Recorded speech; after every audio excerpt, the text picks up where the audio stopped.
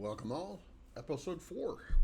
As promised, the KingAir 350, quite a bit bigger of an aircraft, but not to be intimidated by it all, because you'll see as we go through the process of starting it up, it's similar to the 208 Caravan turboprop. This has just got two of them.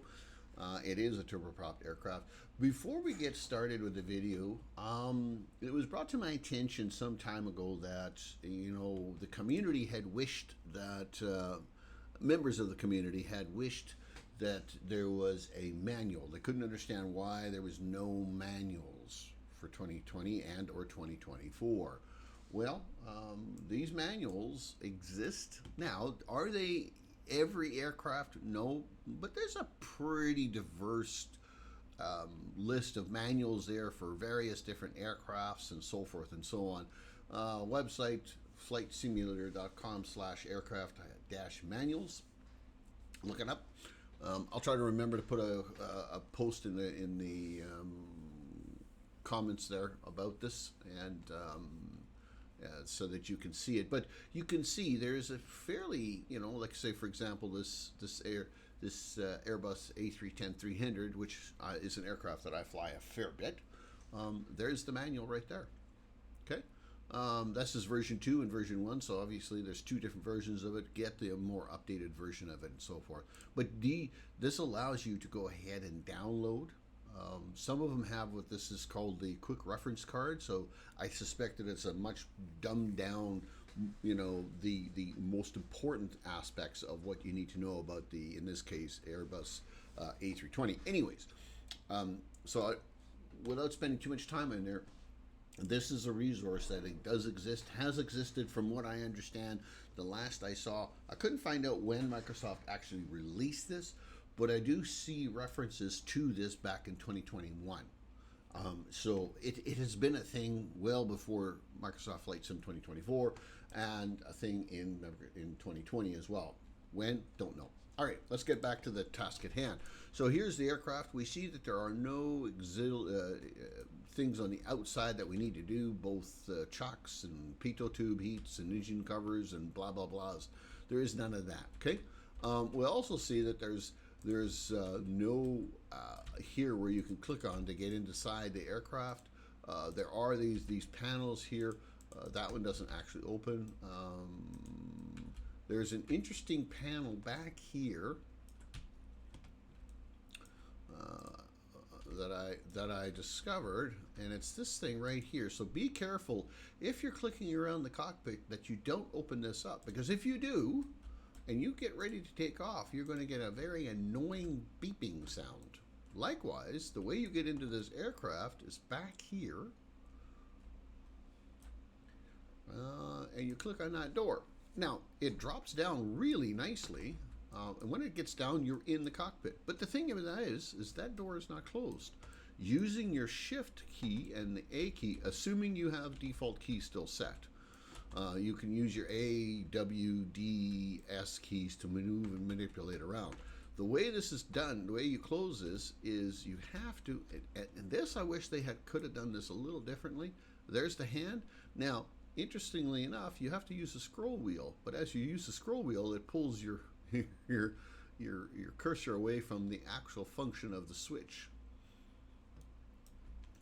So, unless there's another way of doing this, I don't know, and then we pull it back and we lock it into place. Now, if we hadn't done that, when we go to start the engine, we're going to get this incessant beeping sound.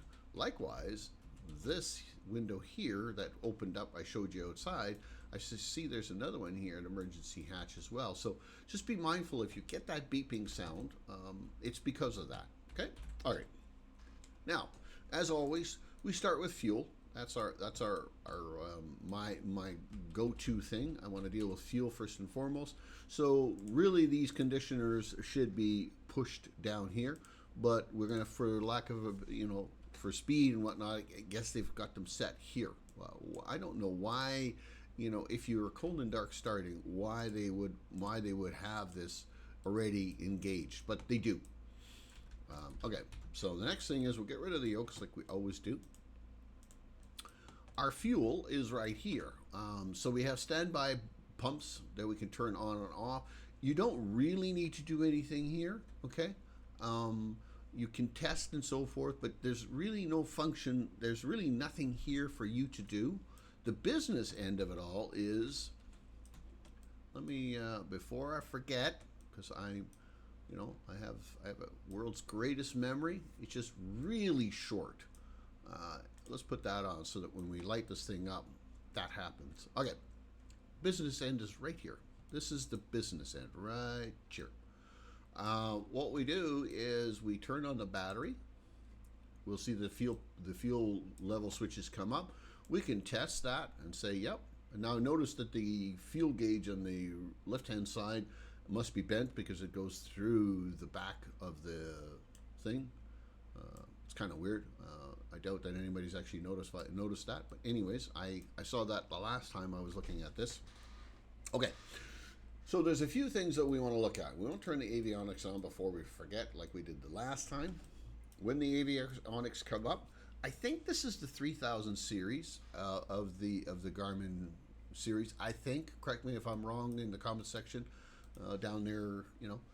We hit continue, and that should enable all of this, and this should be now ready. Now, one thing that I want to note, a couple things I'm going to note in this KingAir 350 is the displays look a little washed out, and I haven't been able to figure out what to do to get that corrected. They look washed out regardless of time of day. It doesn't seem to make any difference.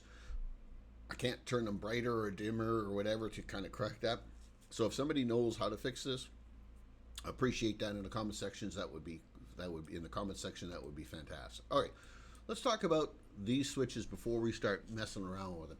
These are the igniters. So this is the ignition effectively. This is the auto igniter system, which we utilize after the engines are running. When we turn the igniters off, we put the auto igniter on so that if there were to be, if the engine were to stall, run out of fuel, and you would transfer fuel from one side to the other so we can get them started again, they would automatically ignite. This is your anti-icing, okay? And these are your generators. The start procedure is really simple here. It's just, there is very little to do here. It's really simple. All you need to do is you need to turn on that.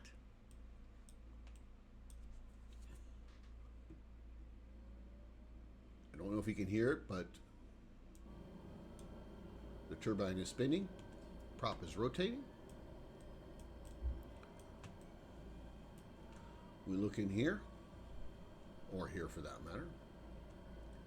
When this reaches 60, 62, when this reaches 160-ish, that engine is started. This torque will be around 5, I think it is. But that's not the indicator of start. It pauses at 141 every time. Both engines will do that, and then eventually it'll climb. There's your 62. This is going to very quickly climb to 160 or 162. That is a good start. Now, we want to turn on the igniter, we want to turn the generator on, and we want to turn the igniter off. If we don't turn the igniter off for some reason or other, and we take off, eventually these displays are going to go black. It's like they shut themselves off. I'm not sure if that's intended, or is it because I've forgotten to put the generators on. It could be that reason as well, but you should turn these off. Likewise, we start the next engine, which is over there. We'll hear the turbine spin up. There it is.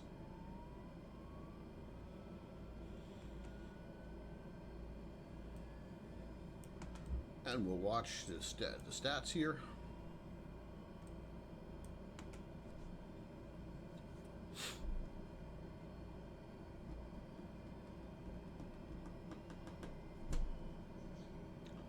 Pause at 141 I mean.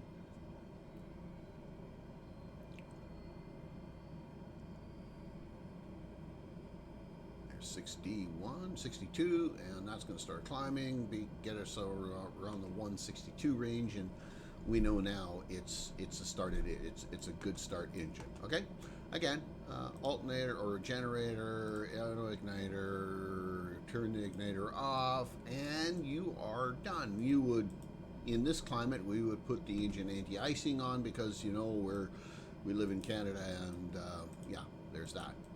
I noted that The taxi switch doesn't work, which is kind of weird in this aircraft. I don't understand why. They've modeled the nav lights, they've modeled these lights, they've modeled this, but the taxi isn't lit. It seems odd to me, but it is what it is. That's the way it goes. So there is more steps to this whole thing that you could do and, you know, add another level of realism to this if you wanted to. But this is just how you get the thing started. One final thing I want to talk about before we get into setting up a flight plan is this overhead. Now the overhead is, in a lot of aircrafts, a fairly critical area to go look. In the KingAir, not as much. So far, the only thing that I noted here in the KingAir that you might want to do is if you're flying at night, you know, dimly lit, you want to turn your master lights on, and these dials allow you to illuminate various different displays and de-illuminate them or dim them or brighten them and that kind of stuff. Other than that, I haven't found any other necessary need to come here. The aircraft has an oxygen system, okay, which is down here. Whoop, there it is. And so here is, and I won't go too terribly much in here. This dial is very confusing. I'm not sure why this is the way it is, but it is the way it is. So you can set your altitude where you're planning to climb to, and set the amount of oxygen or not oxygen, and you can do a test on this to make sure it's going to pressurize.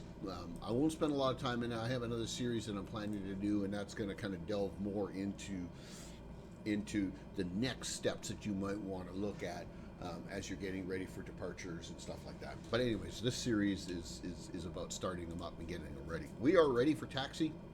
Of course, we would flap and, you know, do all those important dealy whoppers that, you know, are necessary to taxi and that kind of stuff. Finally, we will talk about a flight plan. Now, in 2020, the system in 2020 for getting a flight plan manually put in my opinion, is by far easier. I don't know if the G3000s have had some kind of overhaul, and currently the old version was what was in 2020, and now the new version is this, if that's realistic or not. But this version is very confusing for me. It's not as nicely, in my mind, not as nicely put together. But if we click on this little dealy whopper, you can do that on any of the displays, whether you do that in the center display or the two outer displays, but we're going to do it here. The next thing we do is we click down here, and these look like they're individual clickable things, but it doesn't matter where you put your cursor here, it always brings this menu up. So the next thing we can do is we can go here and we can say, well, we're going to add a waypoint, which is kind of weird instead of saying, you know, what's your start and what is your arrival. So like we've done on the other ones, CKK7, and we enter. We're going to add another waypoint, and we're going to add in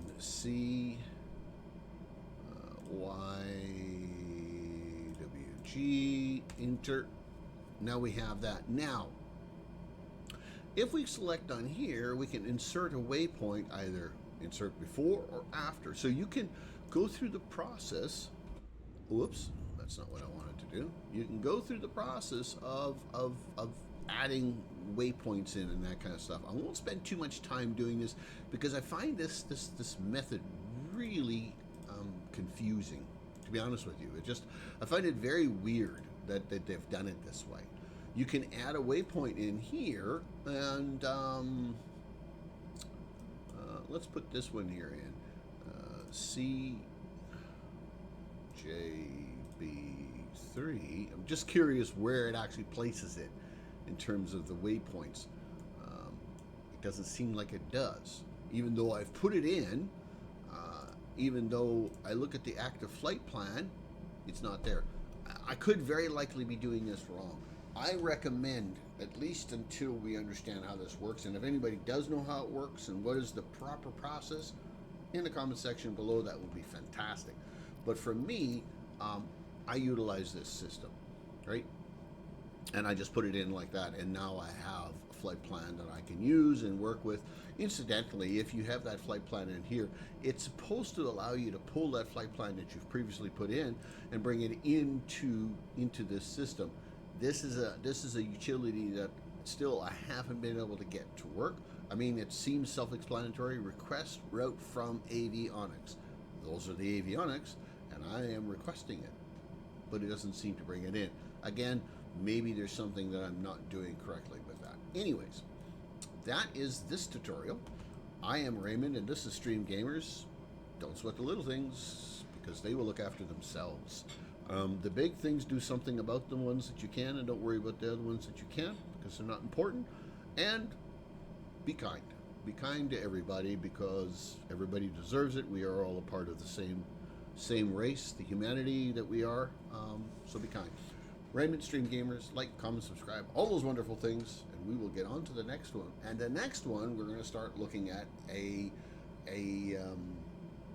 another Cessna, I believe, is the plan. I'm not sure. I can't remember. I have it kind of scheduled in how I'm doing this, and I can't quite remember which one was the next one, so I'll surprise you. Bye-bye now.